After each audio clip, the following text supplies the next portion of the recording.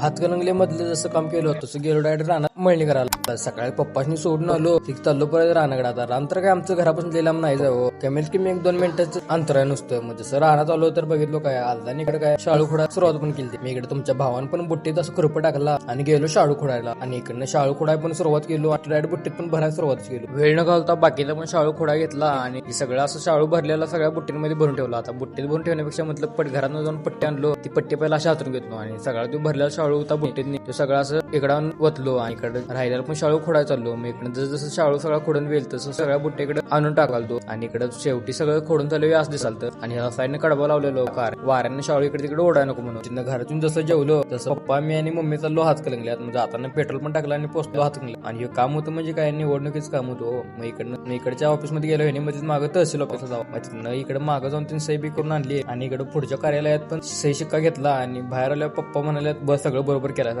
Direct संध्याकाळी आलो रानातच. इकडे तर सगळं पट्ट्यात नाचून घेतले आणि इकडनं मळणीचं पण मशीन आलं. मग इकडे मळणीचं मशीन सुरू केली आणि मळायला सुरुवात पण केली. मग इकडनं जसं मळून झालं आपलं काय दरवर्षी प्रमाणे 2 पोती शाळू झाला. मग इकडे बैलातून जोडली आणि चालली. आणि आता म्हटलं पोती कशी न्यायची तेवढा तिकडे टेम्पो आला. आता हे टेम्पोवरचं नाव बघून तुम्हाला माणूस कोणा सांगायची गरजच नाही. आणि या गाडीत फक्त आमची नाही तर बाकीचे शेजाऱ्यांची पोती होती, त्यामुळे पोती होती. चला तर व्हिडिओवर तर लाईक करा, शेअर करा, भाऊ तुमच्या फॉलो करा.